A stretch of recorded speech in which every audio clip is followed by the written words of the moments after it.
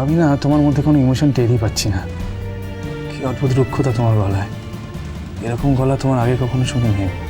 মানুষই তো বদলায়। আমি বদলাইনি সাজি, একই রকম আছি।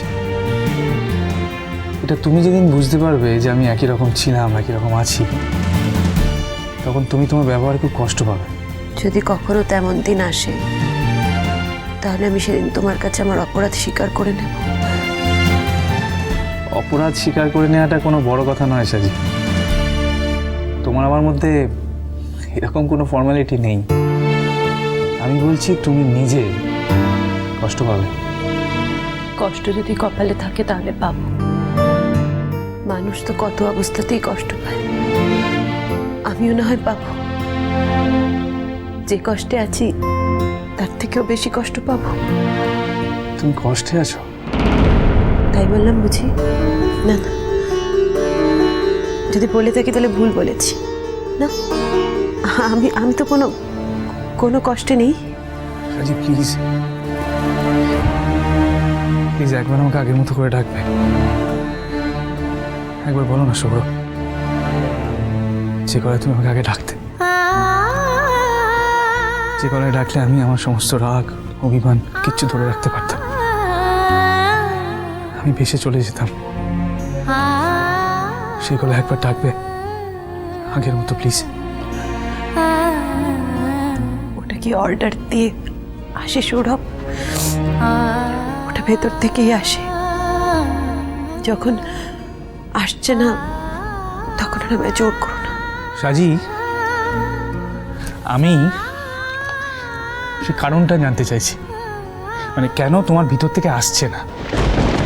তার মানে সেদিনের কথায় তুমি বিশ্বাস করোনি, সেই জন্য তোমার মনে একটা অস্বস্তি রয়ে গেছে। For God sake, for my sake, please এবার বিশ্বাসটা করো। আমি তো তোমাকে, শোনো, জিয়া আমাকে এমনভাবে উত্ত্যক্ত করতে শুরু করেছিল সেটা তুমি ভাবতেও পারবে না, বুঝতে পেরেছো?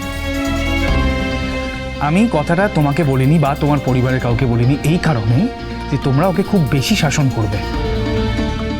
ইনস্টেড অফ দ্যাট আমি ভেবেছিলাম যে আমি যদি ওকে বোঝাতে পারি, আমি যদি ওকে ট্যাকেল করে নিতে পারি, তাহলে কোনো সমস্যা হবে না। তোমার অংশ হিসেবে, তোমার পার্ট হিসেবে আমি ওটা করতে গিয়েছিলাম, দোষ হয়ে গেছিল আমার। ওর খ্যাপামোটা এমন পাল্লায় প্রচণ্ড খ্যাপামো করছিল, আমার মনে হয়েছিল যে একটা দিনের জন্য যদি ওকে সময়টা দিয়ে আমি বোঝাতে পারি তাহলে সারা জীবনের মতো ওর থেকে নিষ্কৃতি পাবো। That's why I did that. অন্য কোনো কারণ ছিল না।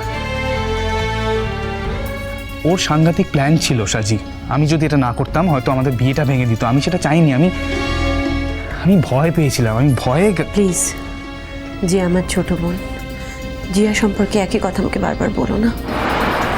জিয়া সম্পর্কে এই সমস্ত কথা শুনলে আমার খারাপ লাগে। বাহ, চমৎকার। জিয়ার সম্পর্কে তোমার শুনতে খারাপ লাগে আর তুমি আমার দোষটা বড় করে দেখলে। Excellent, fine. আমি তো তোমার দোষ দেখিনি, বললাম তো। প্লিজ একই কথা বারবার বলো না, আমার ভালো লাগে না। তোমার কি হয়েছে সাজি? তুমি কি আর কখনো আগের মতো হবে না? আমাদের সেই দিনগুলো কি কখনো ফিরে আসবে না? তোমার সেদিন নিশ্চয়ই ফিরে আসবে সৌরভ।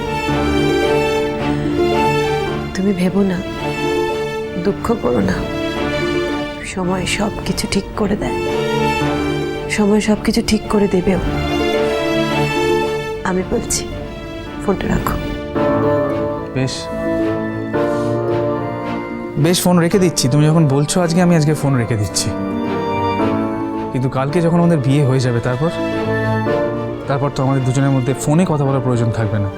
তখন আমাদের মধ্যে তোমার সঙ্গে ফোনে কথা আমার আজই শেষ। মানে সাজি, মানে ফোনে শেষ কথা মানেটা কি? আমি বুঝতে পারলাম, উত্তর দাও। সাজি, সাজি, হ্যালো হ্যালো হ্যালো, সাজি, হ্যালো।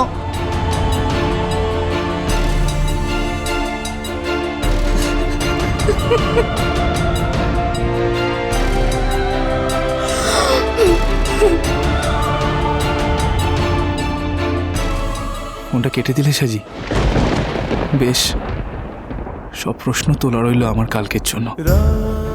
কাল হয়তো অনেক লোকের ভিড়ে তোমাকে আমি একা করে পাবো না, আমি তোমাকে আমার করতে চাওয়া প্রশ্নগুলো করে উঠতে পারবো না। কিন্তু যেদিন তুমি আমার বাড়ি আসবে, পরশুদিন, সেদিন থেকে বাকি জীবন তো তুমি আমার কাছে থাকবে, আর আমি আমার প্রত্যেকটা প্রশ্নের উত্তর আদায় করে ছাড়বো সাজি। তুমি আমাকেও চেনো না, আমিও সৌরভ। আমি আর কিছু পারি না পারি উন্মাদের মতো ভালোবাসতে পারি, আর সেই ভালোবাসাটা আমি তোমাকেই বেসেছি, আর কাউকে না।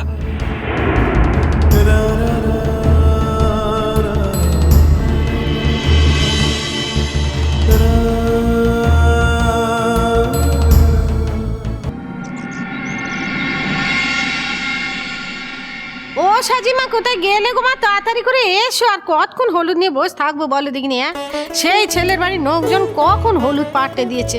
সে হলুদ তোমাকে না ছুঁয়ে দিলে তো তুমি চান করতে যেতে পারবে না। চান না করলে কখন তুমি সাজবে বলো দেখিনি? হ্যাঁ, সন্ধে লগ্নে তো বরপক্ষ হুড়মুড় করে চলে এলো বলে। ও কাকুর মা, সাজিমাকে তাড়াতাড়ি করে নিয়ে আয় মা। হ্যাঁ, এই তো মামুনি, হয়ে গেছে, সব হয়ে গেছে, এক্ষুনি শুরু হয়ে যাবে। ধর এই তো দিদি ভাইও এসে গেছে, এসো। এ কি দিদি ভাই, তুমি এই শাড়িটা তুমি পরনি কেন? তোমার মাথাটা একদম খারাপ হয়ে গেছে না কাকু? এরকম গাঢ় কটকটে রং আমি কোনোদিন পরি? একদম পাগল হয়ে গেছে তুমি। কি বলছো দিদি ভাই? তাই বলে গায়ে হলুদের শাড়িটা তুমি ওকে পরিয়ে দেবে?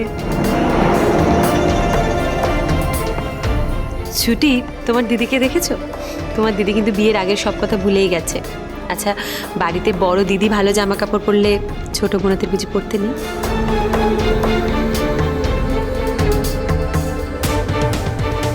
আচ্ছা, আমার মেয়েকে তার দিদি একটা ভালো শাড়ি পরতে দিয়েছে, তাতে তোমার এত গায়ে লাগছে কেন বলো তো?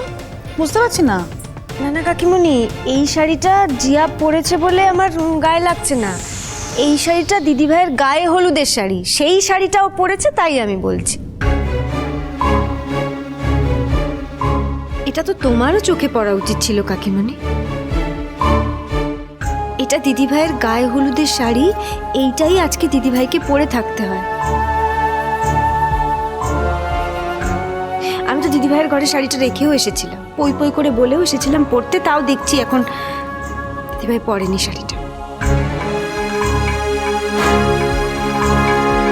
কাকিমণি, দিদিভাই যে শাড়িটা পরে আছে তার মধ্যে এতটুকু হলুদের ছোঁয়াও নেই। সেটা তোমার দেখতে খারাপ লাগছে না কাকিমণি? আসলে সাজির তো একটু বেশি বয়সে বিয়ে হচ্ছে, তাই সাজি একটু লজ্জা পাচ্ছে, তাই না সাজি? না না সাজি, তুই যাই পড়িস তোকে তাতেই মানায়, বিশ্বাস কর, তোকে খুব ভালো লাগছে দেখতে। চল তো এখন তাড়াতাড়ি গায়ে হলুদের অনুষ্ঠানটা সেরে ফেলি আমরা, চল। ও বৌদি, তুমি কোথায় গেলে গো? এসো, আরে এসো এসো, তাড়াতাড়ি এসো। এই তো আমি দেখতে পাচ্ছি